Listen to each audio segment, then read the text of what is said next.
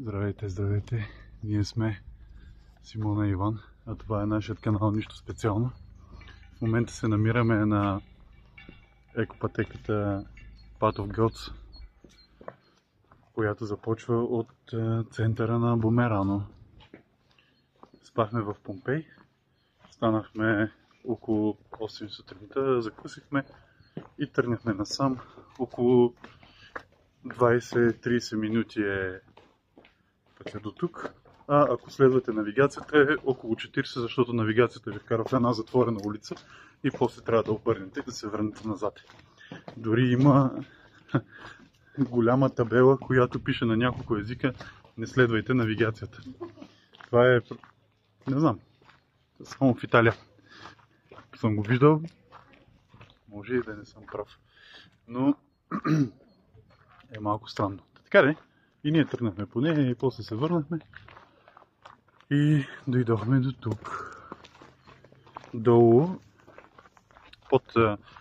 под площада, има два платени паркинга, които въпреки че не е сезон, бяха пълни. И ние си намерихме свободно паркиране на улицата. Не се притесняваме вече много за рентакара. Той ще се оправи и сам. Така, посвикнахме малко. Симона след 2 дена каране стана четвърт италянка. Аз вече съм направил половин италянец, половин българин, което може би е най-лошата комбинация за шофиране. Вчера вдигнах нивото в Салерно. Да, между другото, вчера идеята беше от Матера да обиколим няколко градчета и да пристигнем в Салерно и да спим там. Аз не бях много навит на този план, но нищо, айде, нали? Предния път беше неделя, минахме го бързо крайбрежието. Викам си сега, делничен ден, може да е по-добре. Дай да видим всъщност какво има на това крайбрежие толкова. Ами, ще ви кажа какво има. Все едно са изтървали всичките там отвързани, карат както си искат, всички там искат да се набутат, всички искат да спрат на улицата, всички искат да правят в общи линии каквото си искат. Да пресичат баби, моторчета, просто такава идилия. Падна се на Симона да кара по това време, тъй като беше замислено по-рано да сме там, но някои места ни харесаха повече и затова горе-долу по-тъмно бяхме там. И трафикът е отвратителен, така че ето така Симона вдигна нивото. Но както и да е. Така, идеята беше да направим панорамна разходка и да ви разкажем най-общо за нашето приключение в Кампания, Базиликата и Пулия за една седмица.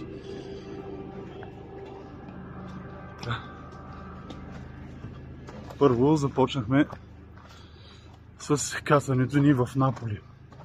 За съжаление, на летището съобщиха, че вече е крайно време всички пътници да се насочат към гейта, за да се букнат за полета, да се чекнат за полета и ние отидохме. Разбира се, никой не ни каза, че самолетът закъснява повече от час.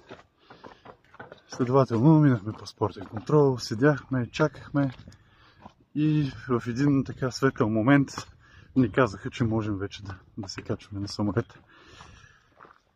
Така, това закъснение ни отне доста от първия ден в Наполи, като идеята беше да отидем в Помпей, да разгледаме малко и на сутринта да станем и да влезем директно в историческия парк. Какво обаче се случи? Отиваме, кацаме на летището и отиваме, има между другото шътълбъс до рентакарите, всичките офиси. Влизаме по рентакарите, понеже аз не обичам много да наемаме онлайн, искам да си отида, човека да си каже какво иска, какво му е нужно.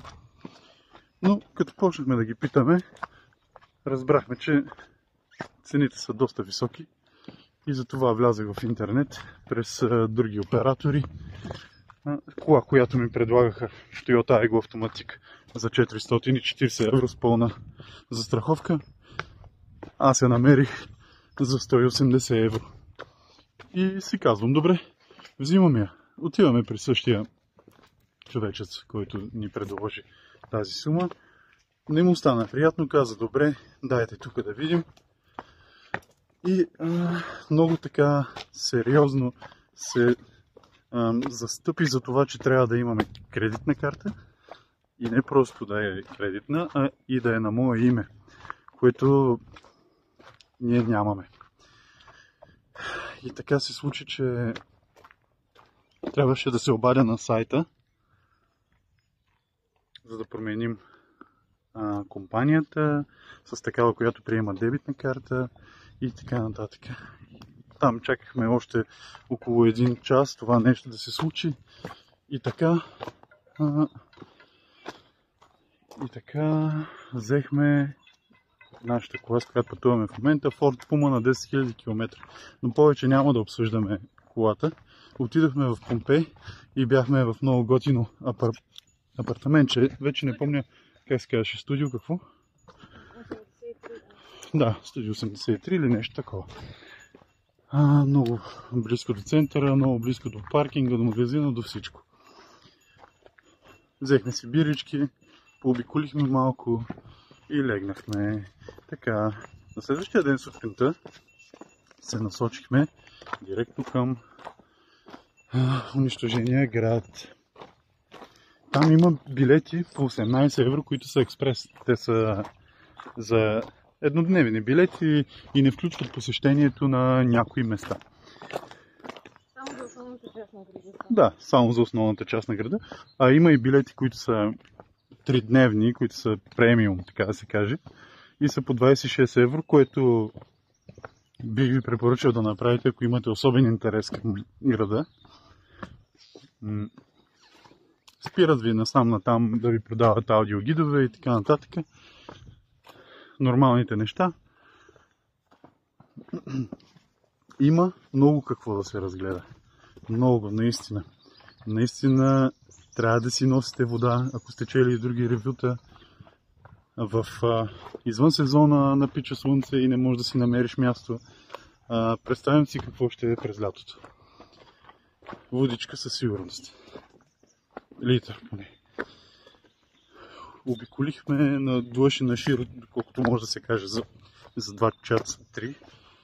И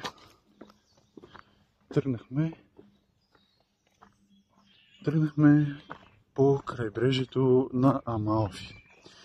Разбира се, ние не искаме просто да стигнем до крайната ни точка Матера, а искаме да обиколим цялото крайбрежие по крайбрежната улица. И така и започнахме да го правим. Но, неделя. Всички са се насочили натам. Всички много искат точно в този момент да са на Амалфи Кост. И ние с тях. Каква глупост. Не можеш да мръднеш от задръстване, завоите. Просто ужасно. В един прекрасен момент решихме, че ще цепим малко през планината и директно ще слезем в Амалфи. И това беше едно от най-добрите ни решения изобщо. Или в Позитано. Първо беше в Позитано, да. Там намерихме Салваторе, който не сме търсили. Но има страхотна Сергия.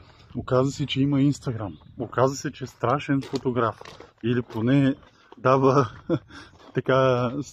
подава ти лимони, карате да седнеш на пейката, на това, докарай си мотора, сложи си колата тук. В смисъл, черпи мандарини, каквото се сетиш. Човека е много, много щедър такъв. И като отношение много приятелски настроен. Понеже аз пробвах от почти всичко на Сергията му, той започна да си говори с нас, видя, че не сме глътнали бастуна. Оказа се, че той идва в България неведнъж, в Бургас, в Велинград, в София. Какво беше? Кой беше от Велинград? Мисля, че някой някой негов роднина беше женен в Велинград. Светът е малък. Да. А ние от Велинград идваме, нали? И така. Сега, малко повече за крайбрежието. И защо трябва да избягвате това място на всяка цена в почивните дни. А и като цяло аз не бих посетил повече. Улиците, крайбрежните, са страшно тесни. И като казвам страшно, когато, например, автобус в насрещното иска да вземе завоя, ти трябва да спреш около 10-20 метра в зависимост от завоя, за да може той да вземе завоя без да има проблем. Да, ама колите се набиват навътре, автобуса спира, после дават задна, отзаде е колона. Как да мърнат 5-10 коли назад едновременно. И става страшно просто. Много, много приятно. От всякъде карат моторчета, отляво, отдясно. Няма никакво значение, че следва остър ляв завой, нали? Няма никаква видимост. Те просто те изпреварват. Ако пък се залепи някой пред тебе, дето го е страх и не може да кара, такава колона се си образува, че не е истина просто. Да, така. Да. Ако нямате отговорност към шофирането, например ви води гид или не знам, или сте с такси, или може би пак ще бъде натоварващо за вас на пасажирското място, но гледайте да не шофирате там. Така, след това, като обиколихме и Амалфи, и Позитано, и Соренто, и Салерно,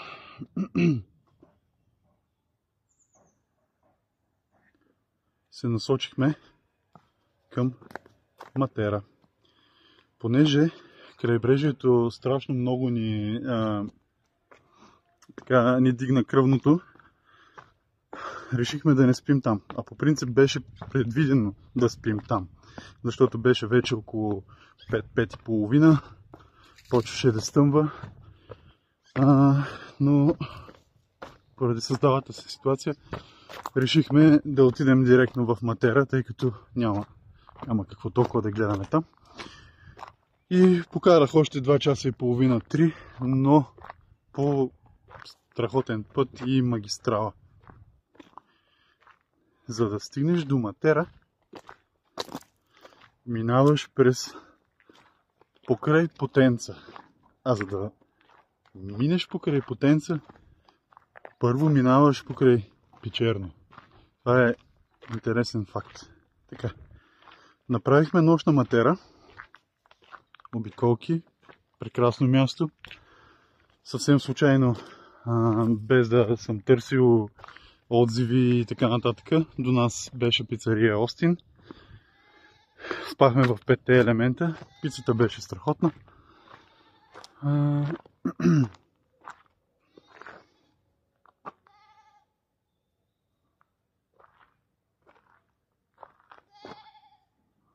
На следващия ден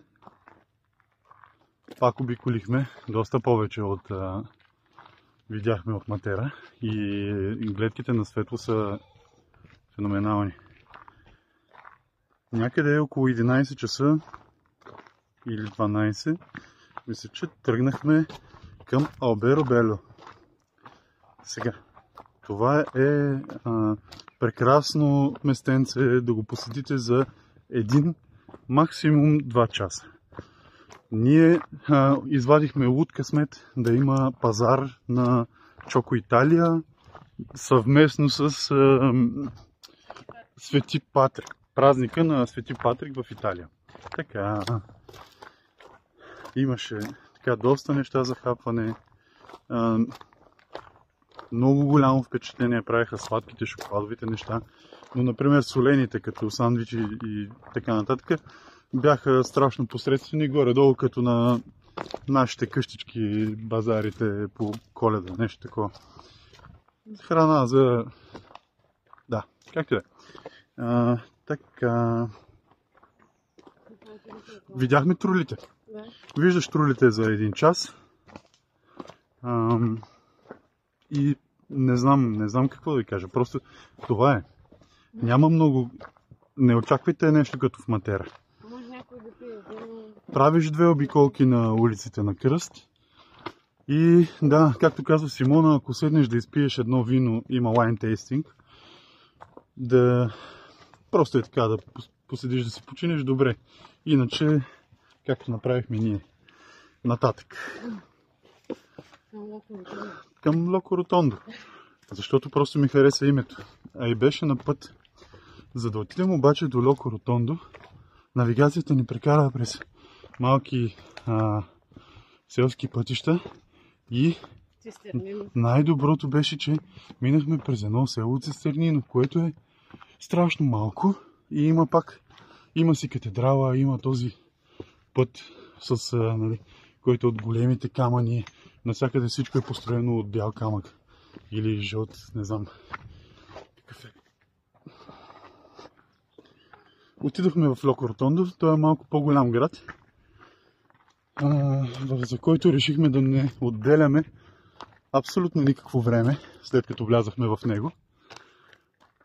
Защо ли? Защото повече приличаше на съвременен град, отколкото на старинен, който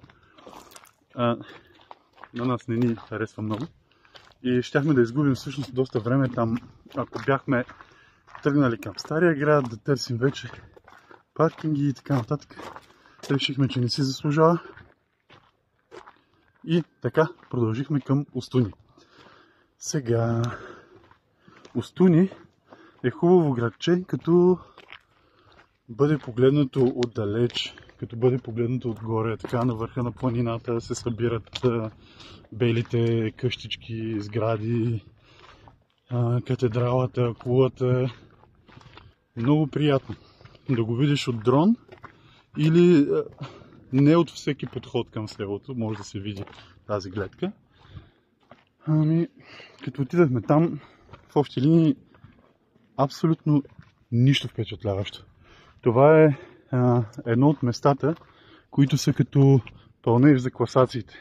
Ако си видял вече това и това, 5, 6, 7, 10, най-добрите 10, то дори не се класира, те го сложили на 5-то място. Значи, отивате и гледате било то Монополи, Полиняно Амаре или Бари и не си помисляте за Устуни. Защото ви коства около половин час път в посока и половин час да разберете, че сте сгрешили. Към час и половина ви отнема от светлата част на деня. Така, това е лично мнение, разбира се. Някой може много да харесва Устуни. С тази почивка ни се събират вече 25 дни в Италия. Преди това аз съм живял около 3 години. Живял и работил около 3 години в Италия. И мисля, че е добре да послушате съвета ми. Така, след Устуни тръгнахме към Монополи. В Монополи има паркинг точно до крайбрежната улица. Там е приятно. Заслужаваше да му бъде отделено повече време от Устуни. И му отделихме. Но малко по малко слънцето започна да пада и решихме да тръгваме към Полиняно Амаре. Така, тръгнахме към Полиняно Амаре и там също, там влизането беше много кофти. Вечерта в час пик. Нищо, влязахме и разгледахме, слязахме долу до тесния плаж и беше много приятно. Качихме се на моста, под моста, навсякъде.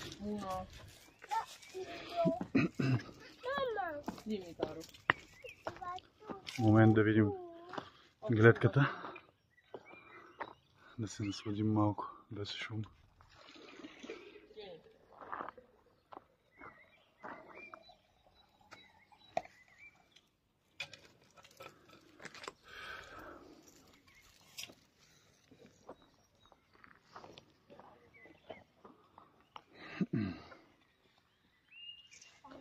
И Така, тук виждаме всъщност първата чешма за питейна вода. Или не съм сигурен, че питейна, но никъде не пише. Ако сте много жадни обаче, може да пробвате. А така, казахме моста, под моста, на плажа, хапнахме и решихме, че това е малко градче и ще се насочим към Бари, за да имаме повече какво да правим през нощта. А то така или иначе в Полиняно Амаре почти всичко беше затворено, работиха само някои основни неща. Решихме да имаме достъп до повече и карахме към Бари. Ето там беше изключително голямо задръстването в началото на града. Въпреки всичко има огромен паркинг, който има полицейски надзор. 2 полицаи имаше в момента и 2 полицейски коли до Пияца де Либерта или нещо от този сорт. Взехме си апартамент близо до паркинга. Той е точно на входа на Стария град. Точно на входа. И пихме по една биричка и излязохме навън.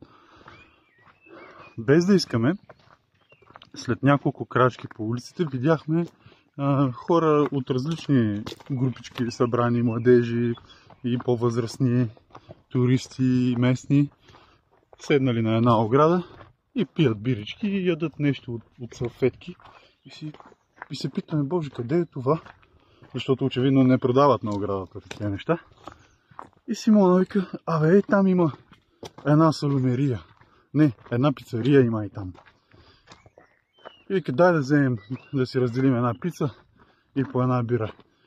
Чудесна идея. Тръгнахме натам и какво се оказа?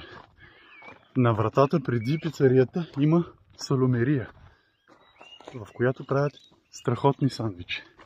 Между 5 и 5,50 евро. Хапваш сандвича и нищо повече не ти се яде. Ние си взехме сандвич гурме, който беше с мортадела, орехи и кое сирене беше? Дали провола или с горгонзола, точно така взехме. И другия сандвич беше с трюфели. Просто няма да сгрешите. Ако си спомним как се казваше. Ла Соломерия, да. Почти близо до входа към Стария град. Като отивате в Бари, няма да търсите Центро Сторико. Ние направихме тази грешка. Там му казват Бари Векия, което е старото Бари. Добре. Добро решение. Сега ние тръгнахме надолу. Това е пътя. Ако тръгнем нагоре... Може и нагоре да е добре. Но нищо, нека по... Да видя. Аз ще видя. Чакай малко. Изчакай. Аз ще ги кача стъбо. Така. И хапнахме там. Изпихме си биричките. И тръгнахме към Стария град. Много е хубаво в Стария град. Като стигнете до малката катедрала, има една будка, така да се нарече, на която правят фрито мисто и продават бяло вино. Взимате си, отвънка има пейчици. Сядате. Моля? Дон фрито, да. Взимате си, сядате, отвънка има пейчици и от дясната страна ви се пада катедралата, от лявата ви се пада замъка, което е просто прекрасно. Така, след малко ще извикаме Симона да дойде май, защото този път продължава и изглежда, че не е затворен. Искам само да изляза на горната точка, за да видя на къде води. Така, след сандвичите направихме кратка пауза на сандвичарницата. Май ще я викаме. Накрая направихме кратка пауза на фрито мисто и тръгнахме към замъка. Беше вече тъмно и нямаше баби, които ръчно правят паста. Но имаше страхотни гледки. Обиколихме и по крайбрежната. През нощта е много приятно. Така.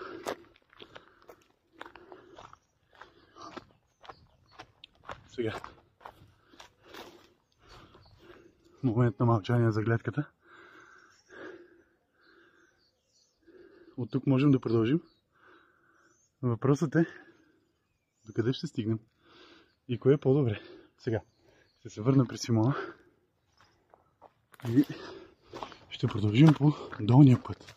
Мисля, че е пътя, който е най-популярен. Въпреки че ние по принцип не избираме най-популярния път. Само да не е тръгнала да идва. Така, обиколихме Бари Векия и ние на сутринта решихме да пообиколим пак вече през деня. Взехме си рикети от една италианска баба. Много приятна жена. Половин килограм за 2,50 евро.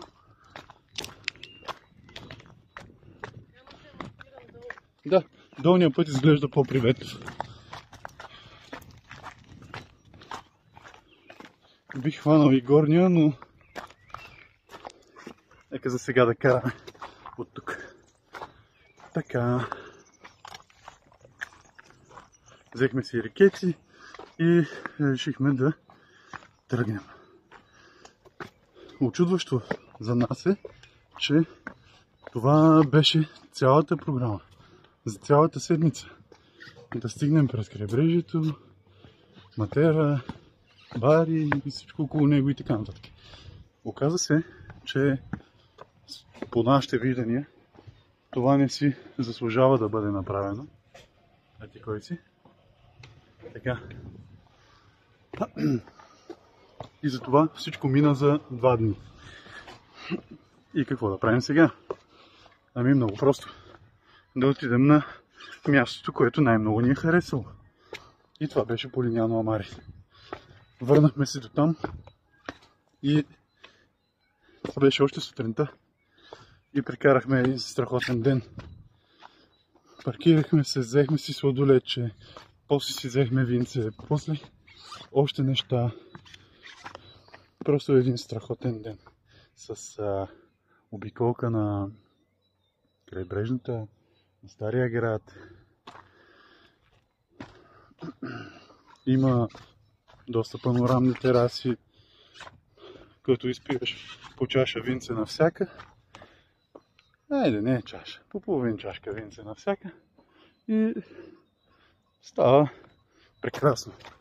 Към 5 часа решихме, че ще останем в Полиняно Амари и си намерихме страхотно Airbnb с една микротераса, на която с така точно преценени движения можеш да събереш един стол, на който да седнеш и да си пиеш винцето.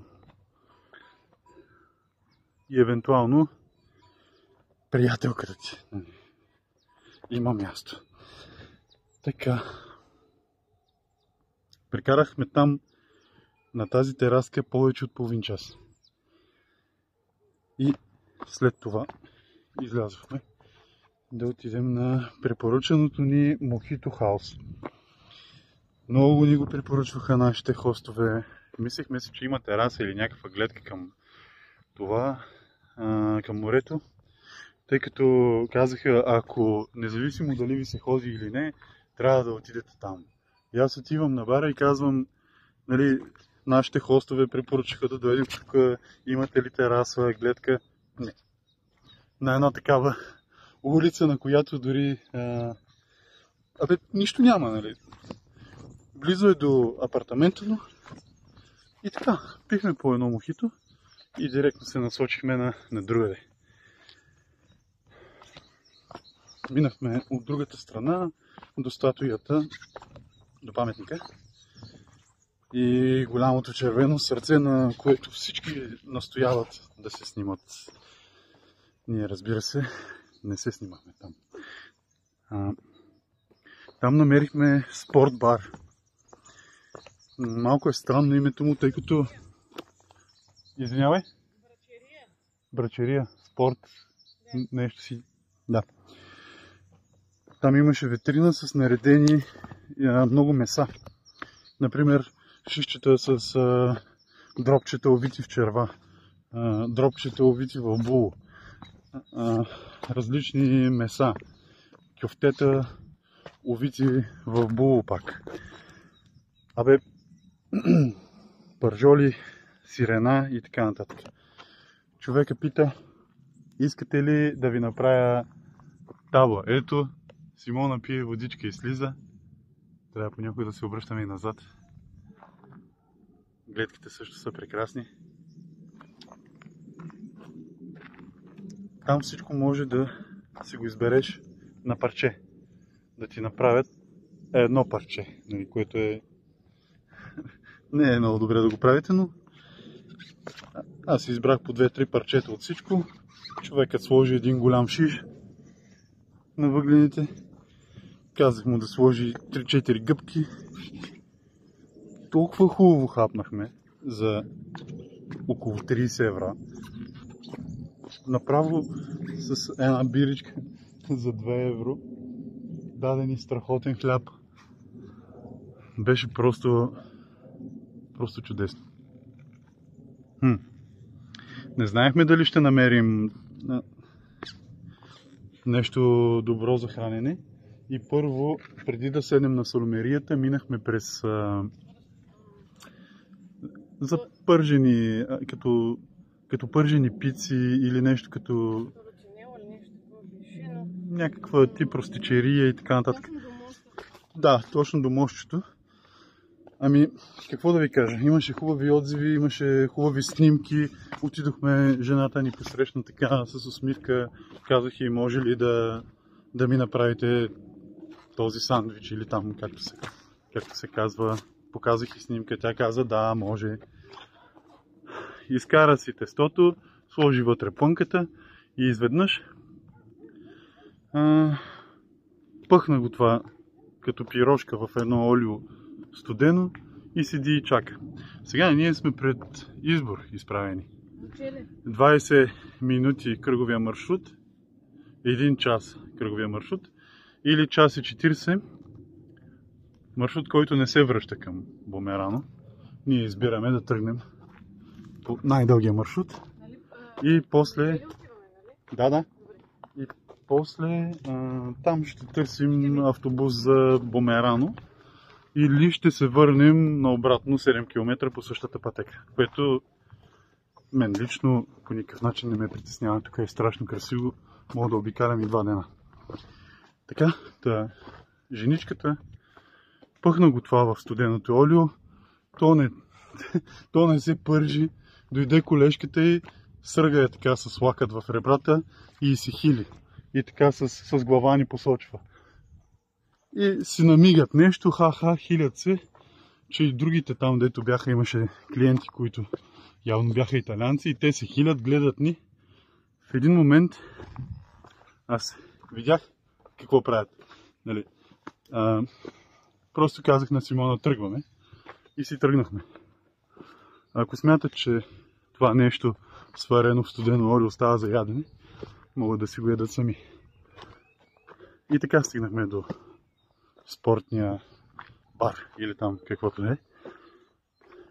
След това пообиколихме още малко, поседяхме си на най-хубавата тераса, която беше до нашия апартамент.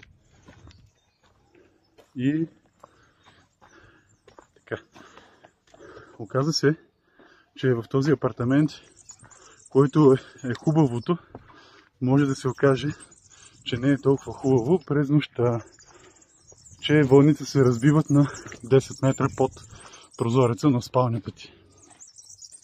Ами, станеш ли вечерта поради някаква причина и като си легнеш, повече не можеш да заспиш.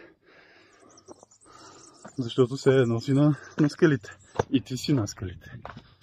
Те нямат италианците в старите части на градовете. Не съм видял някой да използва алуминиева дограма. Всичко е дървена дограма, затваря се с едни странни пантички, отгоре има едни капаци. Абе, страшна работа. Не може да се говори за никаква шумоизолация. И така.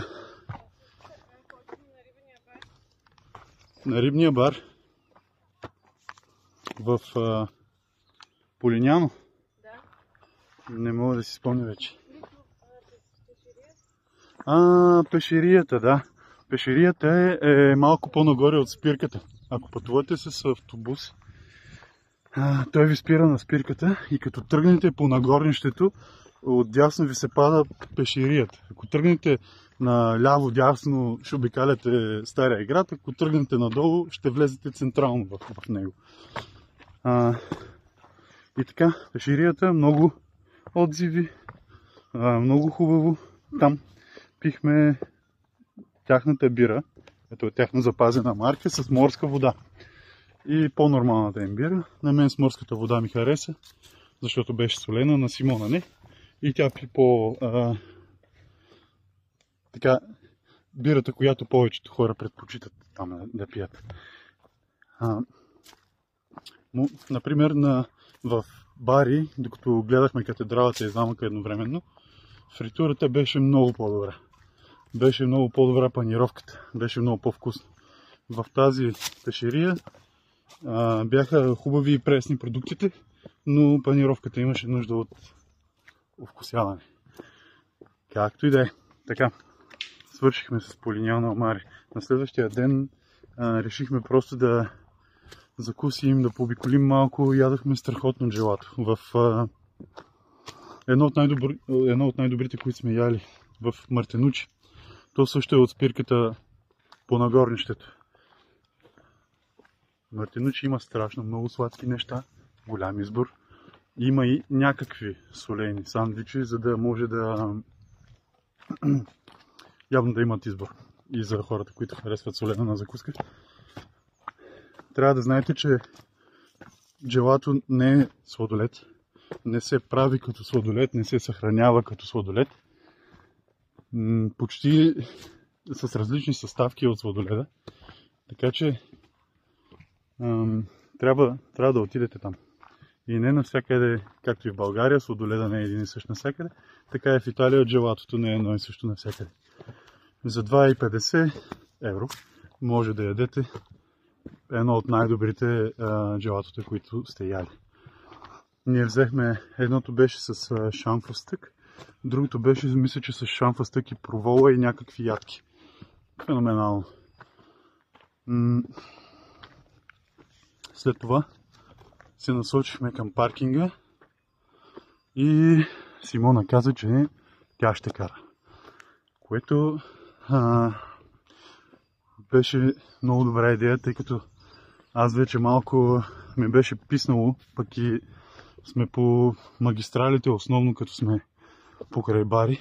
Така че не е така голям проблем, не е толкова натоварено движението. Няма баби, моторчета и така нататък. И изтървани хора, в най-общия смисъл. Следователно, минахме през магазина да вземем един джин и тоник. И моята почивка започна с пълна сила. Ти го забравя още в крайни. Ами да. След Полиняно решихме да не минаваме отново през Бари. Отделихме достатъчно време. И тръгнахме към Трани. Едно малко селце с замък, с пристанище и катедрала. И много палми. Тези неща, като се съберат на едно място, и става много красиво. Обаче, там за първи път срещнахме, поне както обикаляме с Симона, Италия, за първи път срещнахме от нелегалните валета. идват, ти си решил да паркираш някъде на паркинга, има около 150 хиляди свободни места, но те ти казват, че там не е окей да паркираш и те насочват да паркираш между колите. Ами, аз започнах да си говоря с тази женичка, знам каква е, отдалеч личи, така с усмивка. Тя казва, там, вика, ти не разбираш ли италиански? Викам, не разбирам малко. Добре, давай, викам, добре, давам. Бяхме по обяд там, питам я, трябва ли да платим? А за колко време сте тук? Викам, и за половин-един час. Абе, няма да плащате. И вика, варя си портфела и тя вика, дава ми 1 евро и тя вика 2,50. Значи то е 1 евро на час на този паркинг, а нейната тарифа, така да се каже, за да си намериш колата в добър вид, е 2,50. Даваш 2,50 и не се занимаваш с глупости. Гадно е, че те измудват. Не можеш да си чужденец на почивка и да тръгнеш да правиш проблеми на тези хора, на които никой не прави проблеми. Полицията е на 50-100 метра от тях. Ако мислите, че не им е ясно какво правят, ами ясно им е. Може и да правят краткия маршрут, да. Тук внимателно, че тези каманаци нещо. Така. Беше като изоставено място. И това си има чара, но набързичко тръгнахме оттам. Мислихме да хапнем и да си заредим телефоните някъде, но не беше нашето място. И тръгнахме към Барлета. Барлета е областния град и е значително по-голям. Там вече беше крайно необходимо да седнем някъде да ядем. И докато си почивам, намерих една пицария с много хубави снимки, с по-малко такива отзиви от туристи. И си казвам, добре, ето това е нашето място. Спираме на един паркинг малко след кръговото, където имаше само една кола, а паркинг е огромен. И нямаше вале. Ето това е интересно. Да, продължай, приятел. Нямаше вале. И се насочваме към кръговото, защото на Google Maps пише, че пицарията е там. Абе, там е, ама не точно. Значи, така де, намерихме я от другата страна на пътя. На 4-лентов път, неправилно отбелязана пицария. Така, както и да е. Влизаме вътре и ги питам, може ли да си вземем една пица. И тя ми казва, няма пица. Викаме добре. И тя почва да ми изрежда манджичките, които има в менюто. Да го бяхме търсили това нещо, нямаше да го намерим. Заведение за местни, в което няма нито един турист, освен нас, което е пицария, но няма пици. И има обедно. А от кога ни се ядеше манджичка? По 5 евро. Например, това, което хапнахме ние, тройка кюфтета с доматен сос. Феноменални. Имаше едно вегетарианско, което аз в бързането си да ям обърках с нещо, в което се крие месце някъде. Не се криеше. И затова и аз си взех една порция кюфтета и всичко приключи много бързо. Между другото, бирата навсякъде малкото перони 330 2 евро. На това място евро и 50. Не, че сме дошли в Италия да спестим 50 цента, но по-скоро да ви кажа, такива места търсете. Просто хората така, просто си готвят така и нещата са супер вкусни. Като например, имаше пармиджана, имаше лазаня с тиквички, имаше и друга. Искаше ми се да ям много там, да не мога да стана. И така и направих. Но реших да ям кюфтетата, защото вече бяха проверен избор. С вегетарианското се набутах малко. Да, изяде го Симона. Тя имаше след 3 кюфтета място да изяде и вегетарианското. Така...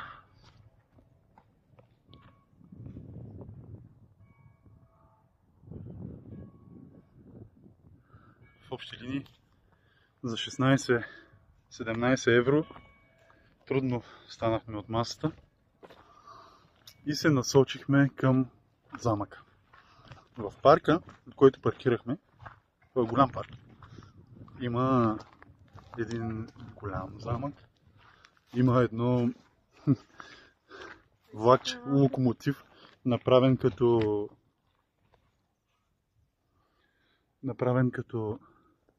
локомотив от барабаните на валяци. Там направихме ревю на часовника ми. Не знам защо точно там избрахме. Ето го. Huawei Watch and Buds.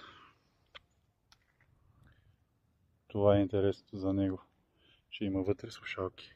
Не е много по-дебел от другите часовници, но пък си е за пътуване прекрасен. Така, обиколихме замъка и тръгнахме към катедралата. Градчето, старата му част е сравнително малка, обикаля се за около половин час. И това беше нашата спирка там. Хапване и половин час обиколка. Много приятно място. Оттам се насочихме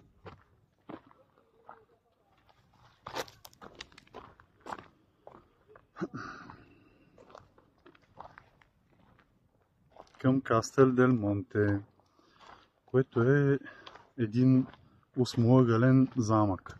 Имаме панорамна разходка около него, понеже така има кръгов маршрут около замъка. Имаме обяснено и за паркинга на тази разходка. Това клипа е около 5 минути. Ще може да видите и него. Изключителни гледки оттам. Струва си да се отбиете малко от пътя. Имаше един човек, който си почиваше просто на тревата до замъка, който е просто прекрасно. Така... После се запъчихме към Алта Мура. Точно така. Откъдето си пазарите. В Алта Мура имаше страхотен супермаркет. Да. Не беше Пени, не беше Конът, не беше нещо от големите вериги, които познаваме, но беше много добре зареден. Да, беше по пътя към Матерата. Да. Не сме го търсили. Оттам... Да, не сме го търсили, просто влязахме през това. И решихме да спрем, понеже вече бяхме гладни. И си взехме тази от виното, което е специално в областта на замъка, Кастел дел Монте. Има Точно така. много лозарски...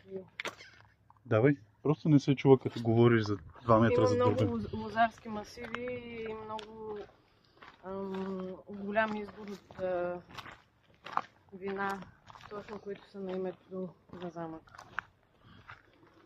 За жалост, ние попаднахме на производител или на вино от замъка, което имаше по-скоро дъх на бъчва, което със сигурност не е лошо за някои хора, но като че ли ние предпочитаме малко по-свежо вино, понеже не сме точно любители на виното.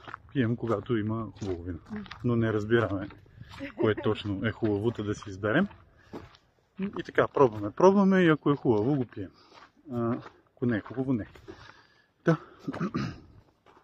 Взехме си плодове, сирена, салами и се насочихме към Матера. Към лофт 79. До него има свободно паркиране на улицата. Не е свободно, всъщност платено е с машинка. Бонжорно. Платено паркиране с машинка, самотаксуване. Точно до апартамента си спряхме и влязохме вътре, пихме по една бира, сиренце, всичко Buongiorno. Всичко беше направено както трябва да бъде направено. И чак след това излязохме да пообиколим малко Матера, докато отвори пицария Устони. Пак влязохме там да вечеряме. Защо тази пицария? Защо толкова много говорим? Защото е единствената пицария, в която съм влизал изобщо някъде, която има бирен лист. Хората ни дадаха менюто и ни питаха да ви дадем ли бирения лист. И ние сме... А ние много обичаме бира. Да. Особено, нали, крафт бира. Нещо, което някой е помислил, сложил е съставки, направил го е. Не като типичните, нали, за България пиринско, Ариана, да дори и Стела, и Хайникен и така нататък, които са, нали, лагер бири, имат почти един и същи вкус.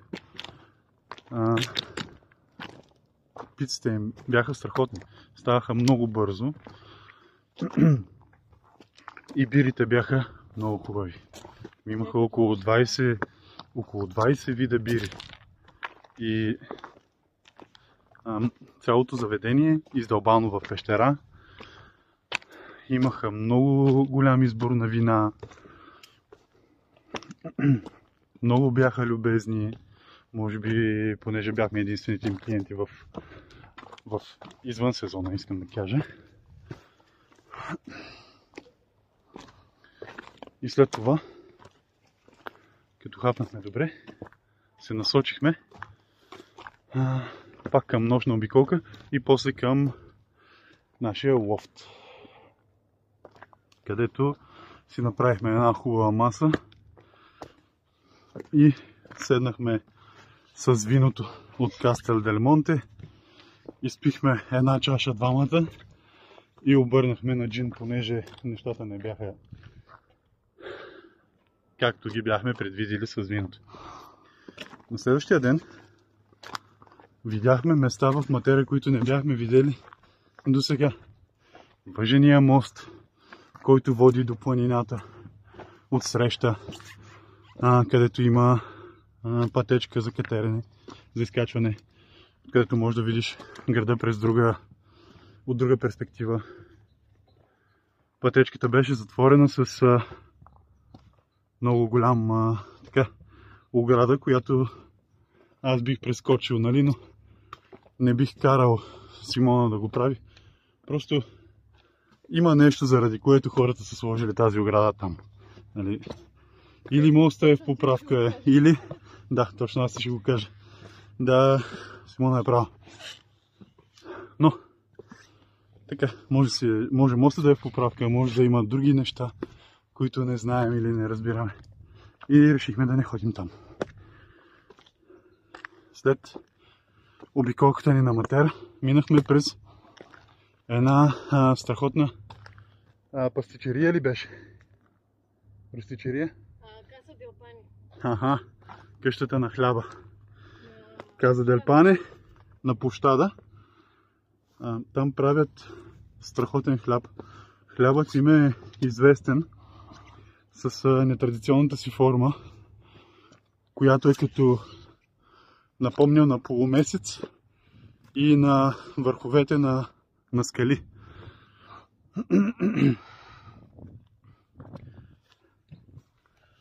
Може би ще можем да ви го покажем някъде.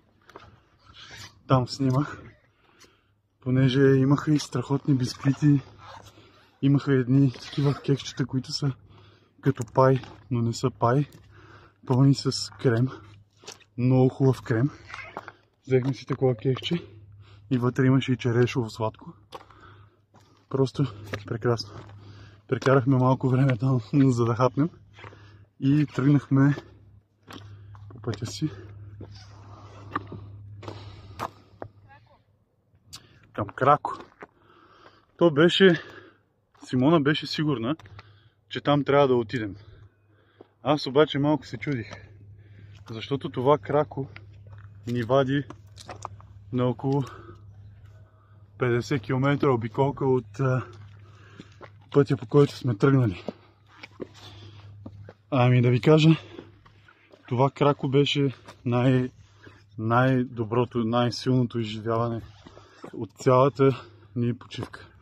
Крако е древен град, основан през 8 век, като през 13 век бива разрушено от земетресение и от тогава е необитаем. Целият град е затворен с... Сега, тук има табелка, нещо да не правим, я да видим какво да не правим.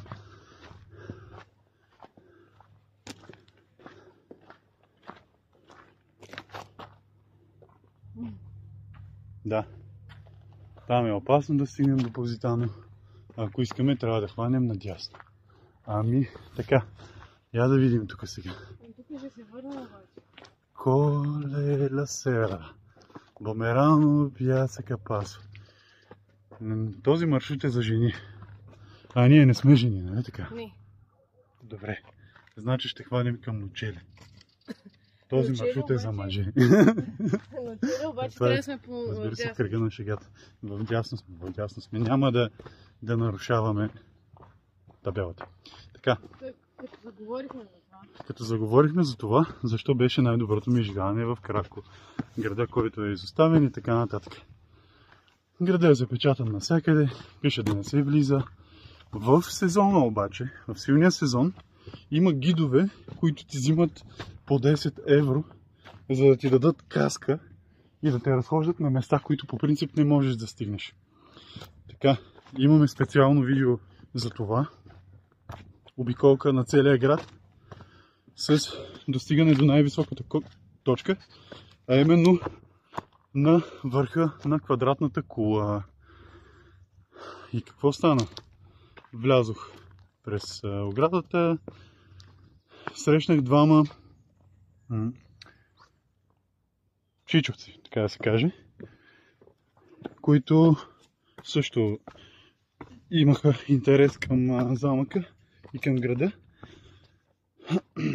Казах им, че съм се насочил към най-високата точка, към кулата, и единият така остана доста впечатлен и, нали, и ме последва. Минахме всички прегради и се качихме до кулата. Тя беше затворена с метална врата и високо технологично запечатана с тел. Питах го дали иска да минем и да се качим на кулата, и той каза да. Цялата врата беше овързана с тел. Цялата. Тя от няколко части. Обаче, като всеки човек, като повечето хора може би, този, който е връзвал, е намотал много тел да съедини частите на вратата, а не е намотал много тел около пантите. Едната панта беше излязла, другата си беше на място. Около излязлата панта имаше малко тел, около на пантата на място почти никакво. Следователно развързах излязлата панта и пантата, която си беше на място, просто я дръпнах и цялата врата се отвори. И така влязахме в кулата, която между другото имаше някакви тръби вътре. Нещо се случваше там, като че ли е станция за нещо. Не мога да определя, най-вероятно за вода.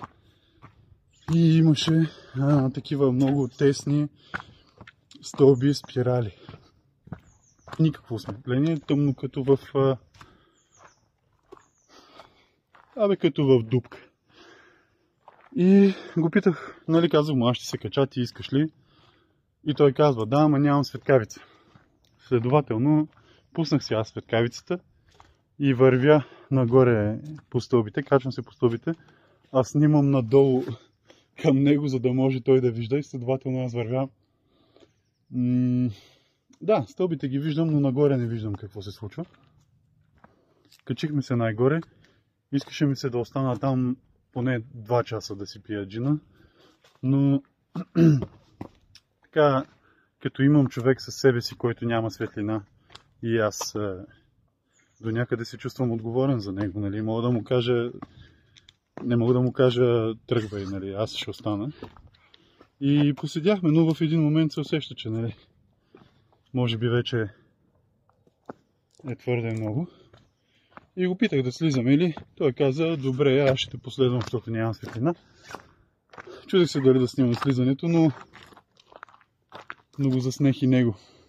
Така, върнахме се към колата. И така, Симона избра да остане извън призрачния град, както го наричат. И може би толкова по-добре, понеже имаше места, които бяха притеснителни, наклонени къщи, пръснати стени, имаше улици, на които входовете бяха зазидани, да не се минава оттам.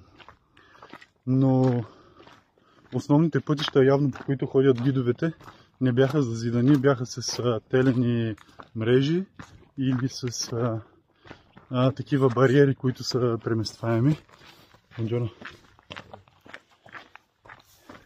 И до някъде бяха лесни за преминаване.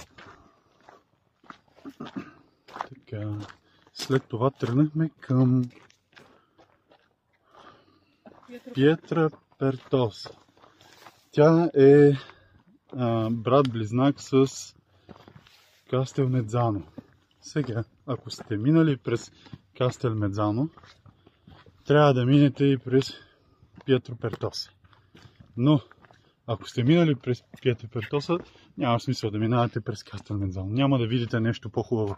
Просто градът е по-голям, има повече заведения и има, мисля, че университет. Ако не се лъжа, бяха седнали отпред ученици или просто е по-голямо училище, не знам. Да, през двата града има Angels Flight, който работи само в сезона, което е по една проволка, ви пускат от единия град до другия. И не съм се зачел много, но най-вероятно има кола, която ви откарва пак до началната точка, което е на 7-8 км, не е много.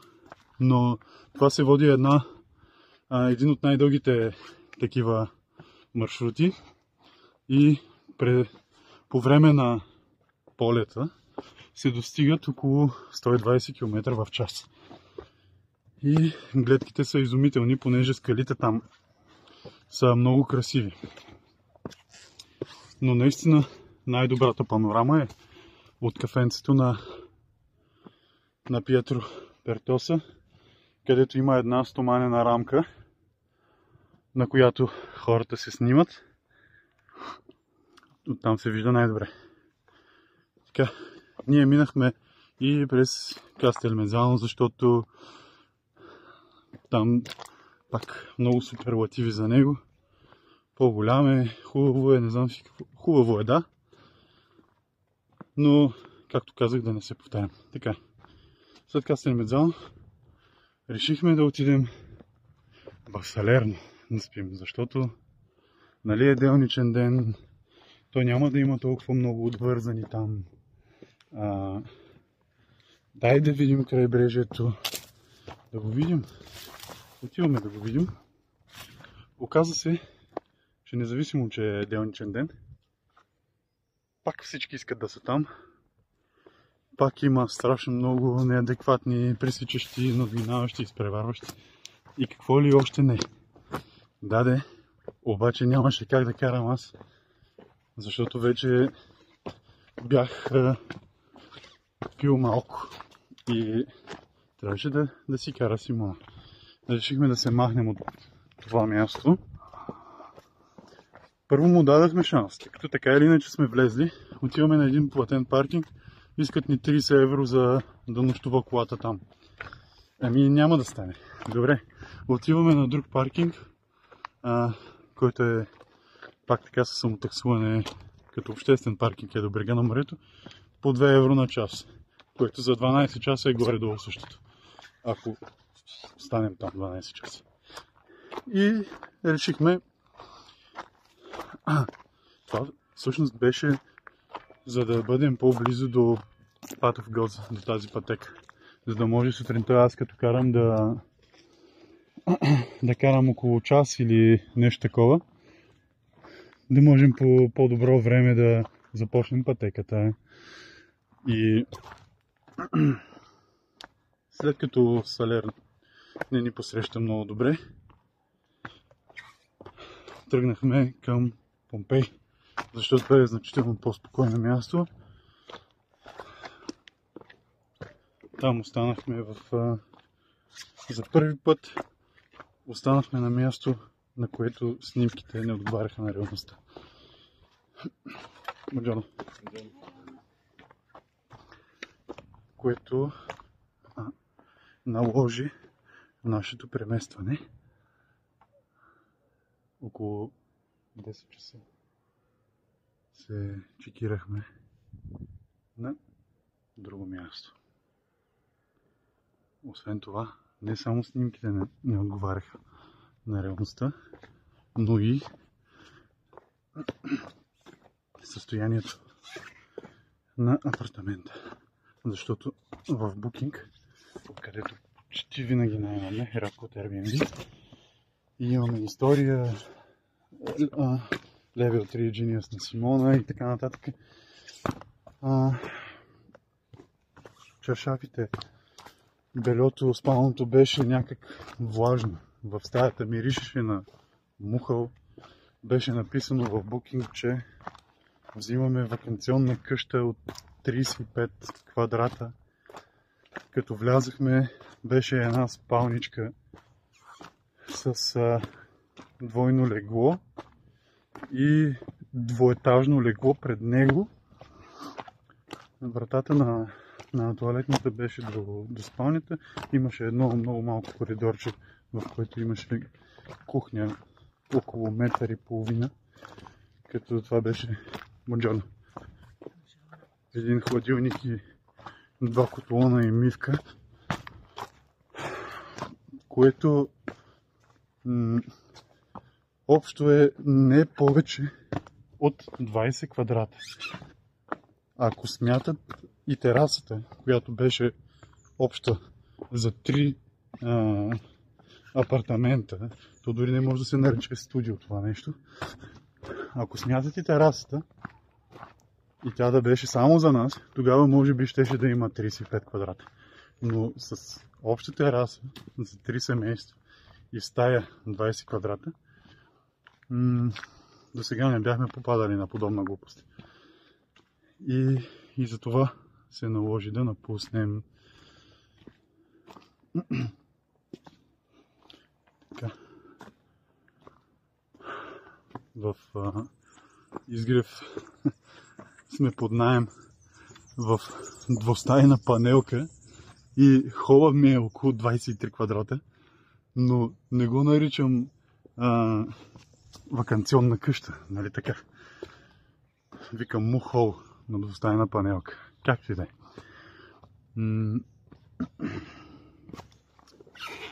След това отидохме да изпием, да изядем една пица на Ла Густоза се казва пицарията.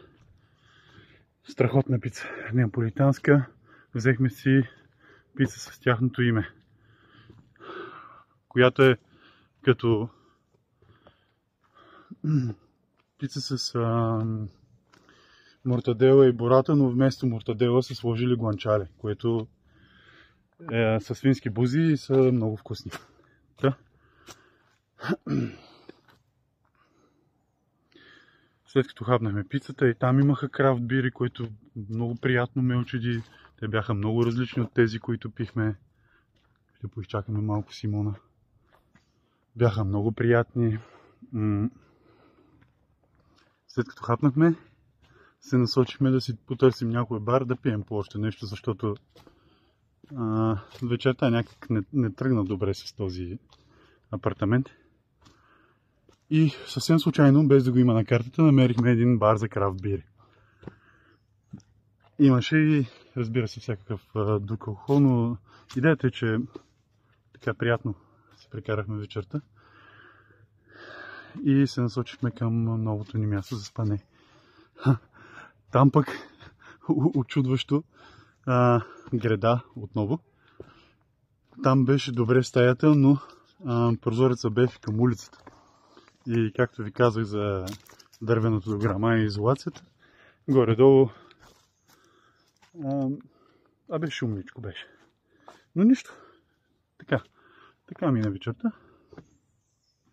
и на сутринта се насочихме към Path of Gods, пътеката, по която вървим сега. Ще ни отнеме може би 4 часа с това темпо. Ако решим да се връщаме по същия път, още толкова, което, както казахме, нас не ни притеснява изобщо.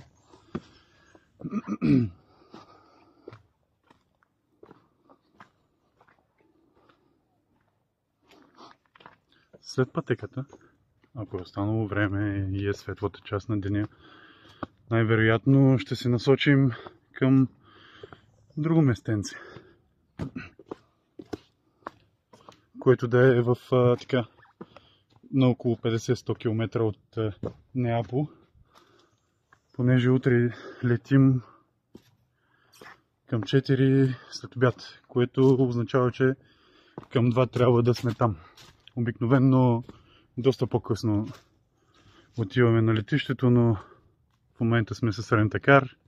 Имахме някои особености при неговото наемане и искам да оставим малко буфер за непредвидени неща, около половин час, за да може да си върнем колата спокойно. Така. Сега да излезем на красивата гледка, най-вероятно.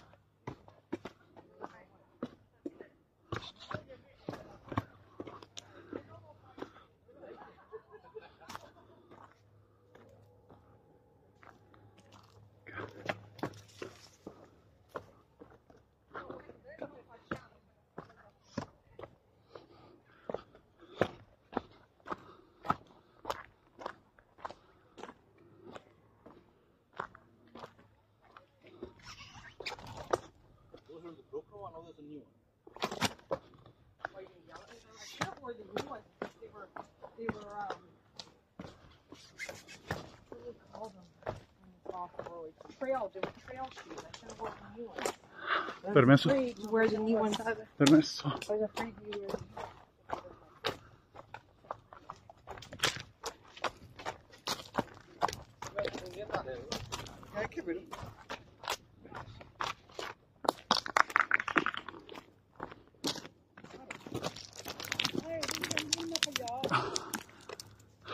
Ето, аз ще почакам Симона тук, а с вас ще се видим в следващия влог.